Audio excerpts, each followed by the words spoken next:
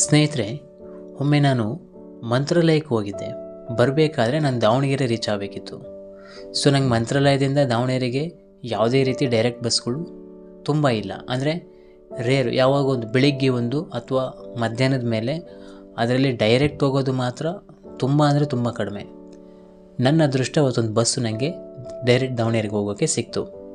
So ನಾನು ಆ bus ಹತ್ಕೊಂಡು ಬರ್ತಾಯಿದ್ದೆ. ಆಗ ಬಳ್ಳಾರಿ ಹತ್ರ ಒಂದು ಸ್ಟಾಪ್ ಮಾಡ್ತಾರೆ.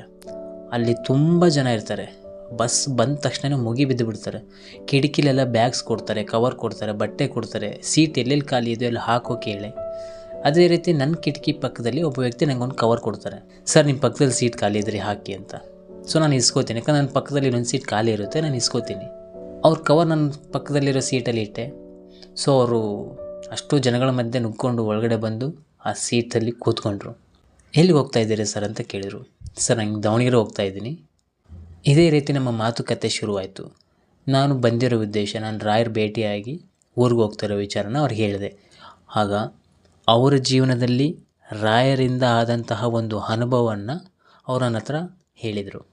ಇವತ್ತು ಅದೇ ವಿಚಾರನ, ಅದೇ ಕಥೆಯನ್ನು ನಾನು ನಿಮ್ಮ ಹತ್ರ ಹೇಳ್ತಾ ಇದ್ದೀನಿ. ರಾಘವೇಂದ್ರಾಯ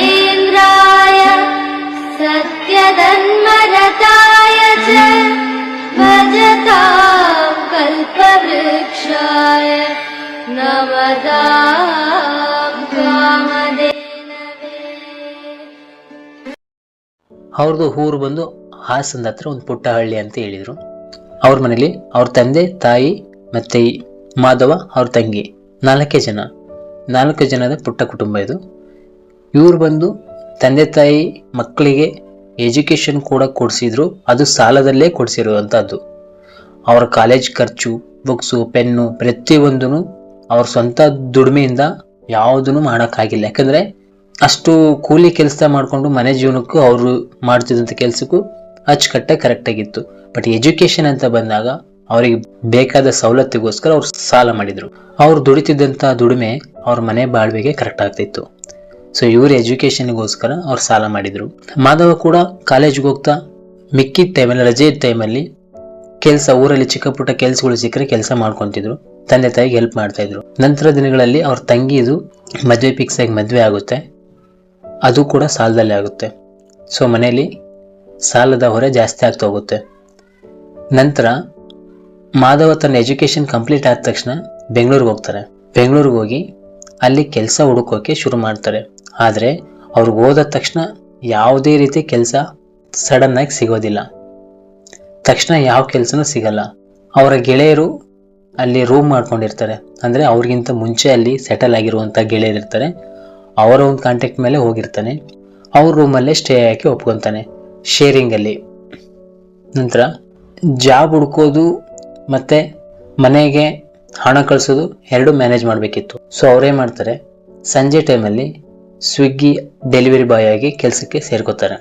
ಸಂಜೆ 6 ಗಂಟೆಯಿಂದ ಈ ಕೆಲಸ, ಮತ್ತು ನೆಕ್ಸ್ಟ್ ಡೇ ಬೆಳಗ್ಗೆಯಿಂದ ಜಾಬ್ ಹುಡ್ಕೋದು.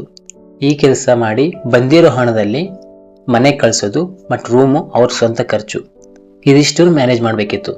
ಆದರೆ ಊರಲ್ಲಿ ಆಗಿರುವಂಥ ಸಾಲದ ಹೊರೆ ಎಷ್ಟಾಗಿತ್ತಂದರೆ, ಇವ್ರು ಏನು ಕಳಿಸಿದ್ರು ಅಲ್ಲಿ ಊರಲ್ಲಿ ತಂದೆ ತಾಯಿ ಎಷ್ಟೇ ದುಡಿದ್ರು ಅದಿಷ್ಟು ಹಣ ಮಾಡಿರೋ ಸಾಲಕ್ಕೆ ಬಡ್ಡಿ ಕಟ್ಟೋಕ್ಕೂ ಕೂಡ ಕರೆಕ್ಟ್ ಆಗ್ತಿದ್ದಿಲ್ಲ. ಅಷ್ಟು ಸಾಲ ಆಗಿತ್ತು. ಮಾಧವ ಡಿಪ್ರೆಷನ್ಗೆ ಹೋಗ್ಬಿಡ್ತಾರೆ. ತುಂಬ ಚಿಂತೆ ಮಾಡೋಕೆ ಹಚ್ಬಿಡ್ತಾರೆ. ನೈಟು ನಿದ್ದೆ ಇರಲ್ಲ, ಊಟ ಮಾಡೋಕ್ಕೂ ಮನಸ್ಸಿರಲ್ಲ. ನೈಟ್ ಎಲ್ಲ ಒಬ್ಬರೇ ಎದ್ದು ರೂಮಿಂದ ಹೊರಗಡೆ ಬಂದು ಓಡಾಡೋದು, ಈ ಥರ ಎಲ್ಲ ಮಾಡ್ತಾ ಇರ್ತಾರೆ. ಹಿಂಗೆ ಒಂದು ದಿವಸ ಅವ್ರು ಯಾವುದೋ ಒಂದು ಯೋಚನೆ ಮಾಡ್ತಾ ರೂಮಿಂದ ಹೊರಗಡೆ ಒಂದು ಚೂರು ಮುಂದೆ ಹೋದರೆ ಒಂದು ಪ್ಲೇಸಲ್ಲಿ ಕೂತ್ಕೊಳ್ಳೋಷ್ಟು ವ್ಯವಸ್ಥೆ ಇರುತ್ತೆ. ಅಲ್ಲಿ ಹೋಗಿ ಪ್ರತಿದಿನ ಕೂತ್ಕೋತಿದ್ರಂತೆ. ತಕ್ಷಣಕ್ಕೆ ಅವನಿಗೆ ಯಾವುದೋ ಒಂದು ದೂರದಲ್ಲಿ ಒಂದು ಶಬ್ದ ಕೇಳಿಸುತ್ತೆ, ಗಂಟೆ ಶಬ್ದ ಜೋರಾಗಿ. ಅಂದರೆ ಒಂದು ಯಾವುದೋ ದೊಡ್ಡ ಸಂಭ್ರಮ ಮಾಡ್ತಾ ಇರುವಂಥ ಜಾತ್ರೆನೋ ಅಥವಾ ದೇವಸ್ಥಾನದಲ್ಲಿ ನಡೆಯುವಂಥ ಒಂದು ಪೂಜೆದು ಆ ಥರ ಒಂದು ಶಬ್ದ ಕೇಳಿಸುತ್ತೆ. ಏನು ಶಬ್ದ ಇದು ಅಂತೇಳಿ ಆ ಶಬ್ದ ಬರೋ ದಿಕ್ಕಿನ ಕಡೆ ನಡ್ಕೊಂಡು ಹೋಗ್ತಾನೆ.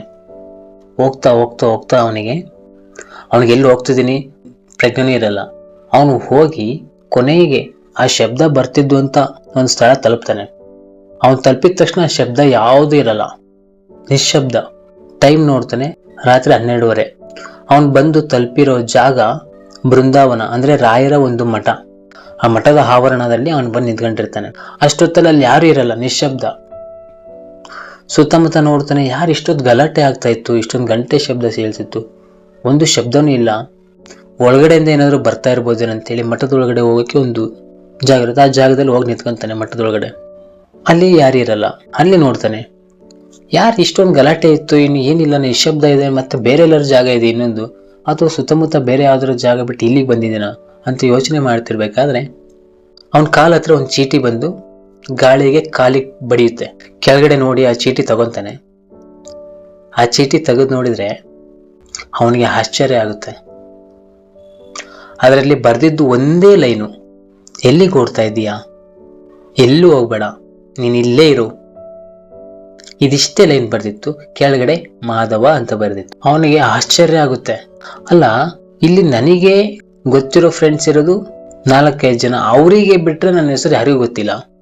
2 ಕಿಲೋಮೀಟರ್ ದೂರದಲ್ಲಿರೋ ಮಂದಿರದಲ್ಲಿ ಇಲ್ಲಿ ಹೆಂಗ್ ಬಂತು, ಇಲ್ಲಿ ಯಾರು ನನ್ನ ಹೆಸರು ಬರೆದ್ರು, ಅಥವಾ ಇದು ಯಾವ್ದಾರ ಬೇರೆ ಚೀಟಿನ, ಅಥವಾ ಇದು ನನಗೇ ಬಂದಿರೋದಾ, ಅರ್ಥ ಆಗ್ತಾ ಇಲ್ವಲ್ಲ ಅಂತೇಳಿ ಶಾಕ್ ಆಗ್ತಾನೆ. ಸುತ್ತಲೂ ನೋಡ್ತಾನೆ, ಏನೂ ಇರಲ್ಲ.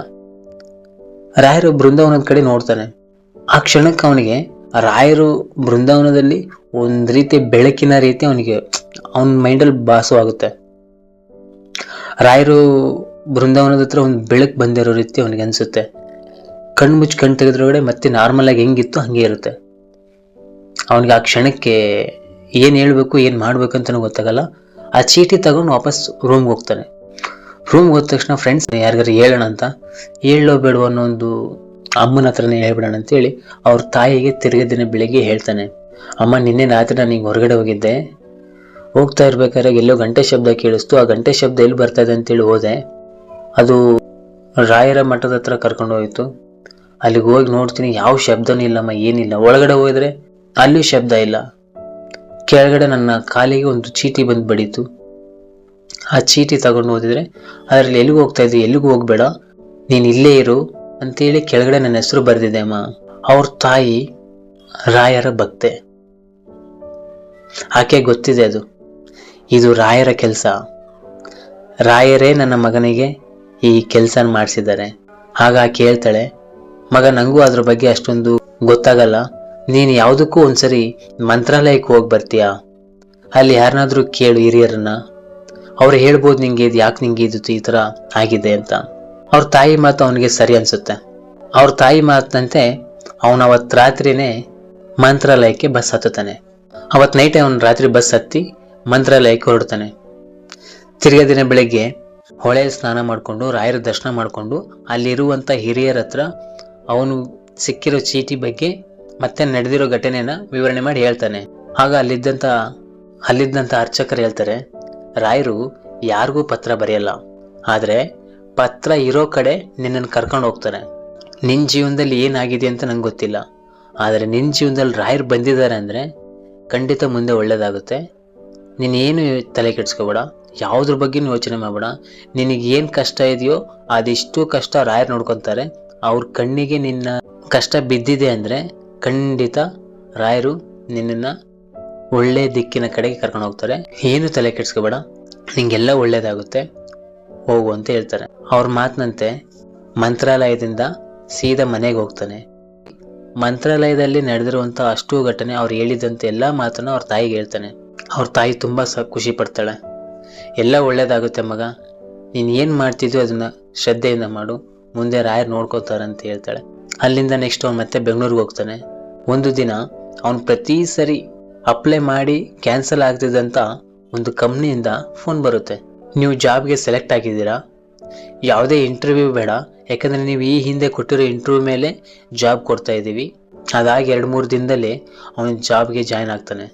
ಮೊದಲನೇ ಸಂಬಳ ಅವನಿಗೆ 45,000 ಸಿಗುತ್ತೆ. ಮೊದಲ ತಿಂಗಳ ಸಂಬಳನೇ 45,000.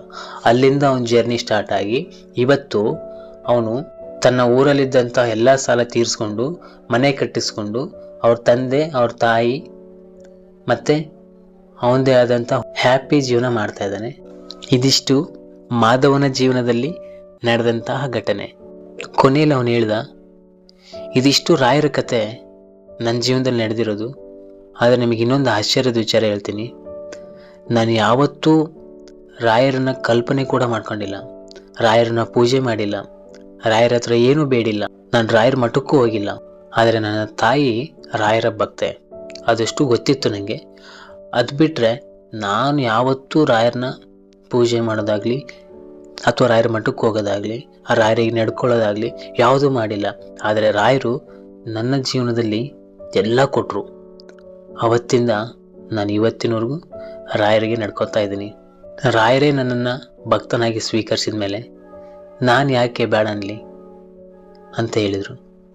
ಸ್ನೇಹಿತರೆ, ನಾವೆಷ್ಟೋ ಸರಿ ತುಂಬ ಶ್ರದ್ಧೆ ಭಕ್ತಿಯಿಂದ ಪೂಜೆ ಮಾಡ್ತೀವಿ, ಉಪವಾಸ ಮಾಡ್ತೀವಿ, ಉರುಳು ಸೇವೆ ಮಾಡ್ತೀವಿ.